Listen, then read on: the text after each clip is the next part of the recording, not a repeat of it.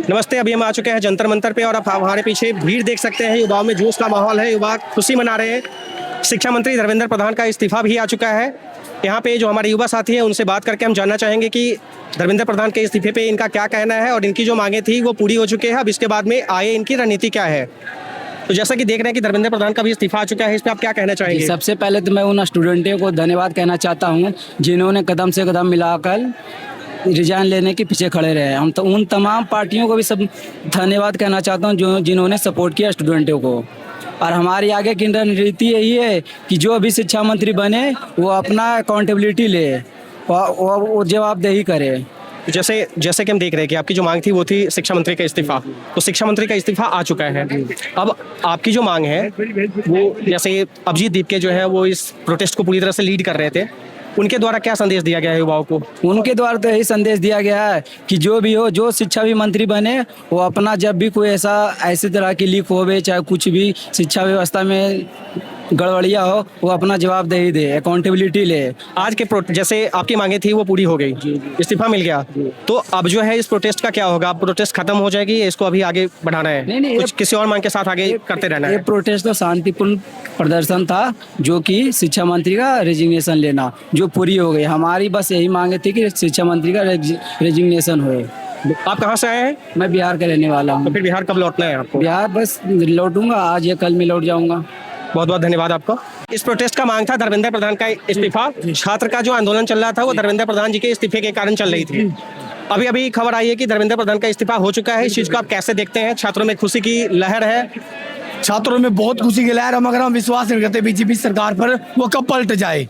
ये अपने मुद्दों पर हमेशा पलट जाती है, मगर हम लिख कर लेंगे, डट के लेंगे, चाहे हमें अपना बलिदान देना पड़े। जितने हमारे भाई हैं, हमारे स्टूडेंट, हमारे बड़े माँ बाप की तरह हैं, हम उनका दिल से धन्यवाद कर जो आए हुए हैं यहाँ पे। बिल्कुल, और जब तक नहीं जाएंगे, जब तक लिखित में इस्तीफा ना हो, वो अपने मुंह से ना बोले, चाहे हमें 3 दिन 4 दिन 1 हफ्ता महीना भेज सकते। नहीं, जैसे हमने देखा है, हम जो सर्कुलेट हो रही है वो हो रही है कि उन्होंने 2 पेज का इस्तीफा दिया है, प्रधानमंत्री ऑफिस में भेजा है। बिल्कुल, उन्होंने 2 पेज का इस्तीफा दिया। इनकी प्री प्लानिंग चाल है। हम इन पे बिल्कुल विश्वास नहीं करेंगे। बीजेपी सरकार पे वो भी ये कुछ भी कर सकती है।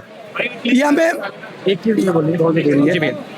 चीज़ मैं बोलना चाहता हूँ आपके माध्यम के थ्रू कि प्रोटेस्ट हो गया, हम लोग जीत गए, देश की जीते गए। लेकिन मैं यहाँ पे 3 दिन से आ रहा हूँ और मैं हर बार ये बोलता हूँ, जितने भी लोगों को बोल सकूँ हाथ जोड़ के विनती करता हूँ मैं कि भाई 2029 तक कम से कम इस बात को याद रखना, क्योंकि बहुत ज़रूरी है। जैसा कि अभिजीत दीपे ने कहा कि ये तो सिर्फ शुरुआत है, अभी बहुत ज़रूरी है सरकार बदलना, बहुत ज़रूरी है बीजेपी को सफाया करना। तो 2029 तक ये याद रखना जरूरी है। ये नहीं कि अभी प्रोटेस्ट हुआ हम जीत गए 6 महीने बाद भूल गए, ऐसे नहीं चलेगा। नहीं, तो जैसे मेरा ये पूछना है कि सबसे पहली मांग थी इस्तीफे की, इस्तीफा हो चुका है, तो आगे की रणनीति क्या है? आगे की रणनीति है मोदी से इस्तीफा। अगला नंबर मोदी का है, हम इस्तीफा लेके ही रहेंगे। और बाबा साहब ने एक बात कही थी, शिक्षा वो शेरनी का दूध आपने देख रहे हैं कि जिन्होंने वो दूध पिया है आज वो दहाड़ रहे हैं। शिक्षा वो शेरनी का दूध है, जो पिएगा वो ही दहाड़ेगा। अगला नंबर मोदी का, अगला नंबर मोदी का। तो जैसे अभी इस प्रोटेस्ट को खत्म नहीं करना है, मतलब अभी आप बैठेंगे यहाँ पे जब तक मोदी का इस्तीफा नहीं हो जाए तब तक बैठेंगे? नहीं, मोदी का तो अगला नंबर है। अभी इनका इसका ले लिया धर्मेंद्र प्रधान का, अब हम लिखित में अच्छे से लेंगे। हमें पूर्ण विश्वास नहीं है इस सरकार पे। मैं बताता हूँ बात यहाँ पे, जैसा कि सीजेपी ने भी कहा, अभिजीत दीपके ने कहा कि बात यहाँ पे लड़ाई करना नहीं है, बात यहाँ पे अपनी बात। अटल बिहारी वाजपेयी ने एक बात बोली थी कि जिस देश में अगर आप अपनी बात स्वतंत्र रूप से नहीं रख सकते तो मतलब आप देशभक्त नहीं है। ये बात अटल बिहारी वाजपेयी ने बोली थी। तो जैसा कि आपने पूछा था ना कि आगे की रणनीति क्या है, मैं ये नहीं कह रहा कि आप प्रोटेस्ट पे बैठेंगे। इस प्रोटेस्ट का एजेंडा खत्म हो गया, जो हमें चाहिए था वो हमें मिल गया, लेकिन इंटेग्रिटी दिखाते हुए देश से बीजेपी को निकालना ये बहुत जरूरी है। और वो तभी होगा जब हम छोटे लेवल से शुरू करेंगे। निगम पार्षद से बीजेपी को हटाओ, विधानसभा से बीजेपी को हटाओ, लोकसभा से बीजेपी को हटाओ। जैसे मेरा एक सवाल है कि इस्तीफा हुआ, बहुत अच्छी बात है, शिक्षा विभाग में अकाउंटेबिलिटी आनी चाहिए, बदलाव होनी चाहिए, इस्तीफा हुआ, सही है, लेकिन क्या ये सॉल्यूशन है कि इस्तीफा, क्या इस चीज की गारंटी है कि इस्तीफे के बाद पेपर लीक नहीं होगा? क्योंकि आज तक बहुत बार पेपर लीक हुआ है। नहीं, बिल्कुल गारंटी नहीं है, मैं खुद कह रहा हूँ, इस बात की कोई गारंटी नहीं है। इसके लिए क्या प्लानिंग है आपकी? नहीं, लेकिन इसके लिए डिमांड आपकी क्या है? लेकिन अब मैं आपको बताता हूँ, इस बात की कोई गारंटी नहीं है, मैं खुद ये मानता हूँ। लेकिन जब घर में कूड़ा आ जाता है ना, तो पहले घर की सफाई की जाती है। और धर्मेंद्र प्रधान क्योंकि टॉप मोस्ट पोजीशन पे है, तो ये बहुत ज़रूरी है एक मैसेज जाना कि वो जो भी करेंगे उनकी मन मर्जी नहीं चलेगी, अकाउंटेबिलिटी होनी चाहिए।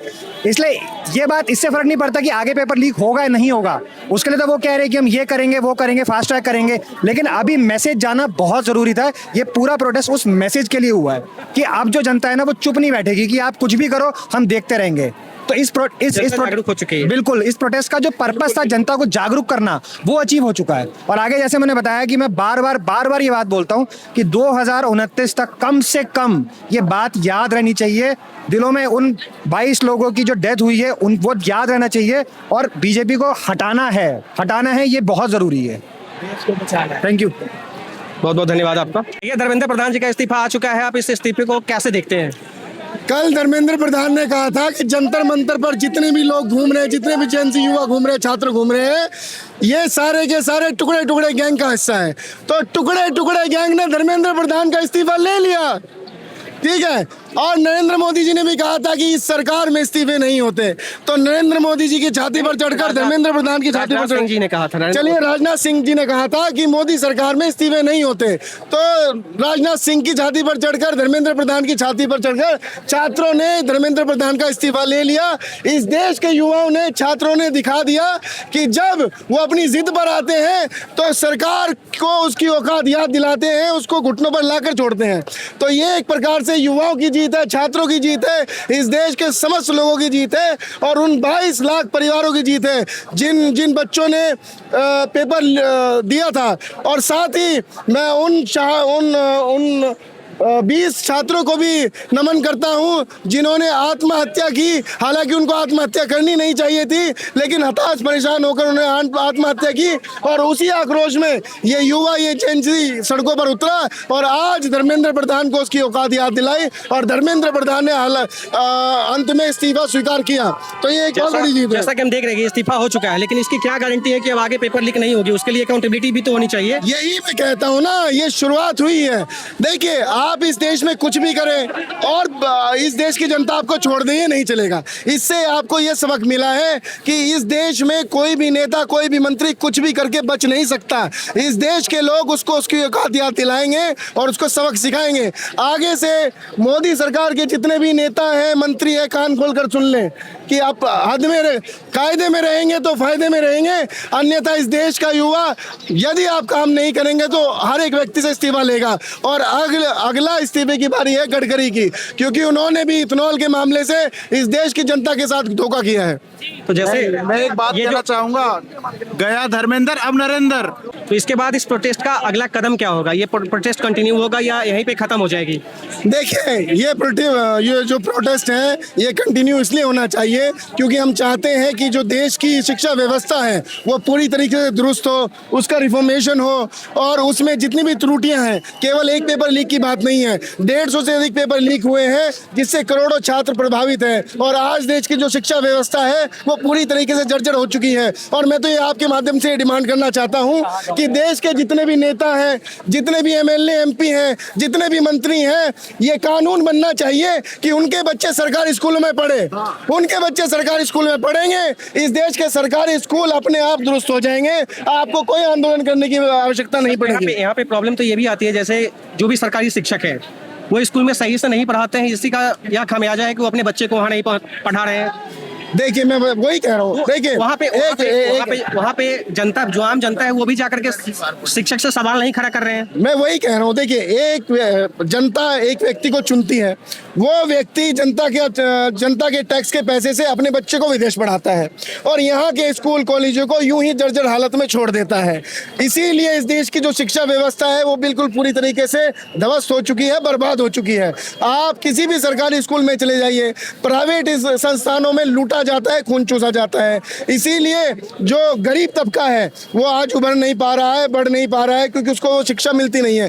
धर्मेंद्र प्रधान के बच्चे खुद विदेशों में पढ़ते हैं। भैया, क्यों नहीं पढ़ाता? तो शिक्षा मंत्री होकर इस देश में अपने बच्चों को पढ़ाए ना। इस देश में अपने बच्चों को पढ़ाना चाहिए धर्मेंद्र प्रधान को, वो क्यों विदेशों में अपने बच्चों को पढ़ाता है? बताइए। नीट पेपर के लिए धरना चल रहा था, इसके बावजूद हमने देखा है कि कल पंजाब में भी पेपर लीक हुई है फार्मेसी पेपर पे, तो उस पर आपका क्या कहना है? पंजाब में भी हुआ है, उत्तराखंड में भी हुआ है, यूटीसी, हाँ, हाँ ठीक है, यूनिवर्सिटी ऑफ टेक्नोलॉजी उत्तराखंड में भी पेपर लीक हुआ। आप देखिए कि देश में इतने बड़े स्तर पर प्रदर्शन चल रहा है, बावजूद इसके आपसे पेपर लीक रुक ही नहीं रहे।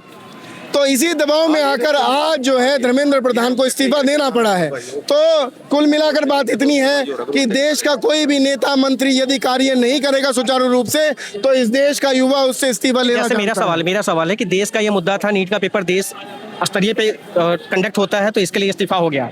राज्य स्तरीय पे जो पेपर लीक हो रहे हैं, चाहे वो जिस भी राज्य में हो, जिस भी सरकार के अंदर हो, तो उसके लिए आपकी क्या जवाबदेही है, आपकी क्या जिम्मेदारी है? उसके लिए भी आवाज उठाना पड़ेगा, उसके लिए बिल्कुल बिल्कुल। देखिए आज पटना में भी आंदोलन चल रहा है, कोलकाता में भी चल रहा है, देश के अन्य राज्यों में, शहरों में पूरी तरीके से जो छात्र है वो जागरूक है, वो आंदोलन कर रहे हैं। तो ये दर्शाता है कि एक बार देखिए सबसे बड़े जो मंत्री थे, शिक्षा मंत्री, उनका इस्तीफा हो गया, तो नीचे की जो चेन है वो अपने आप सुधरती जाएगी, और नहीं सुधरेगी तो इस देश का युवा अर्जन जो सुधारेगा, उनको दौड़ाएगा। जैसे इन्होंने 20 तारीख को दौड़ाकर छात्रों को लाठी से पीटा था, सर फोड़े थे, लहूलुहान किया था।